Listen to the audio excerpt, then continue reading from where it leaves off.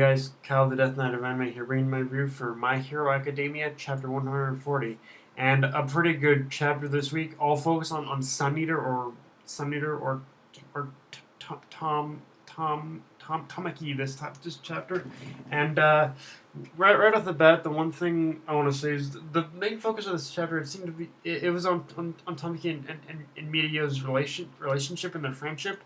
And it was when we first get a glimpse of glimpses of their backstory, it's interesting to note how Tamaki had trouble fitting in until Mirio actually approached him, which like the way the backstory is presented, I am fairly confident people are going to compare that to something out of like Naruto and whatnot, but here's the thing: to me, that backstory in general, it's pretty much a generic in the good way, a generically relatable backstory in the sense where, in all honesty, anyone reading this chapter can probably say, yeah, I've had that exact same problem of fitting in and talking to people when I was in school. Like I think this is probably honestly like a chapter that any school kid or anyone who was in school can easily relate to. Like they can look at the whole at the Tamaki backstory and say, yeah, I've definitely had that problem for sure. Um, Another thing is, in when we switch back to the prison where he I think it's Tamaki and Aizawa fighting, it was a cool team up of seeing those two fight together. But the weird thing about it was, and I read this chapter a couple times just to be sure. But the weird thing about that whole thing is that only for they only really teamed up for a couple pages, and then suddenly Aizawa just kind of disappeared off the chapter. Like honestly, like I didn't see him really. Maybe I need to reread it again, but I didn't see him like really go. I didn't see him go like help the others. It seemed like he was just he was there helping Tamaki, and then boom, he vanished. Like I don't know. Maybe it was just, or maybe it was just that the chapter wanted, or maybe it was just that Horikoshi was so focusing more on SunEater at the on Tamaki SunEater at the time that maybe he accidentally forgot to put that he forgot to keep focus on Aizawa too. I don't know. I don't know what it was, but yeah, it was weird how Aizawa was in the chapter fighting with Tamaki and then he disappeared. It was, yeah, it was a little weird honestly, but it's a nitpick honestly. And then we also get more.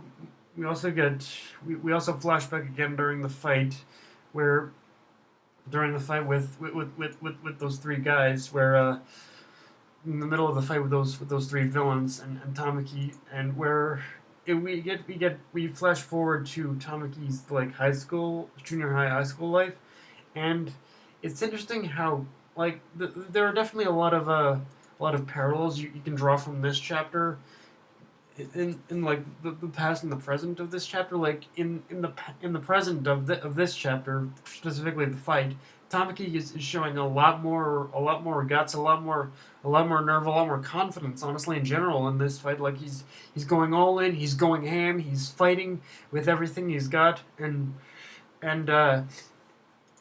but in the past we see him, he's meek, he's nervous, he's afraid to even do anything in order to stand out. So it's interesting how Medio, how it's funny how even though even though Medio was praising Tamaki in the past about how he's the son, he's he's the one who's helping. Tamaki's the one who's helping Mirio.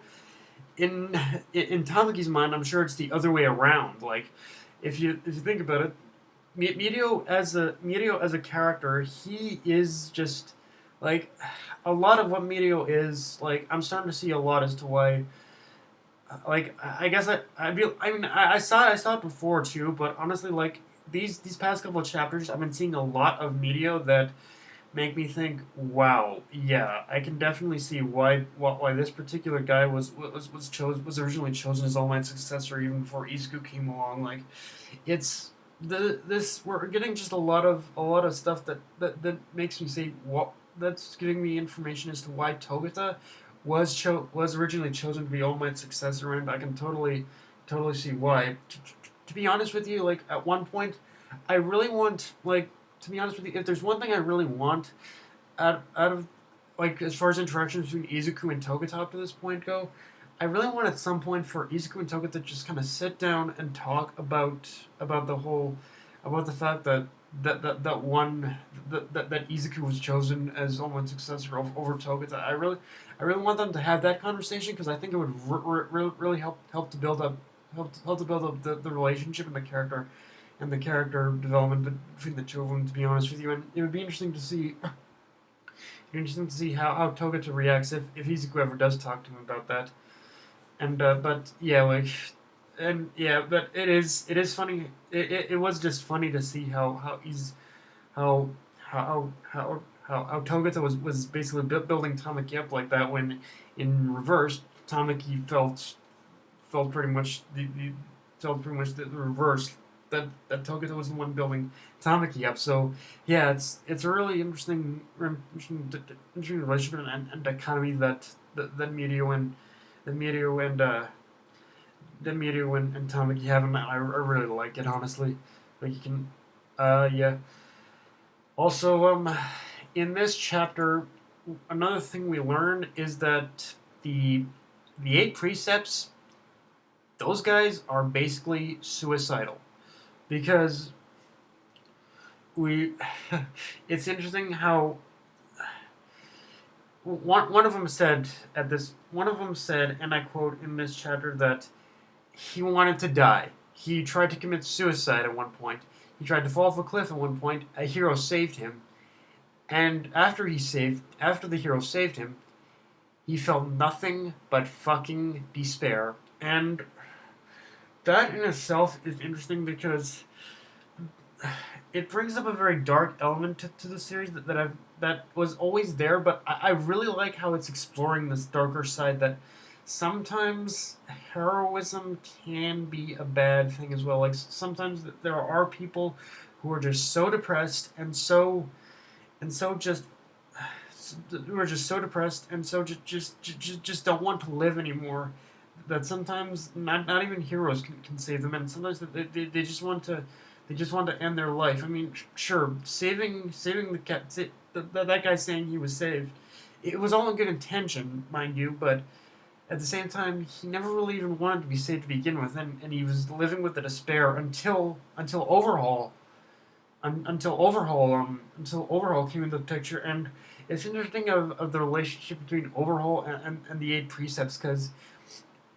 In terms of the eight precepts relationship with Overhaul, they serve and are indebted to Overhaul for taking them under his wing, but they do it under the only belief that one day they'll finally be able to die because, like I said, these guys they're basically suicidal.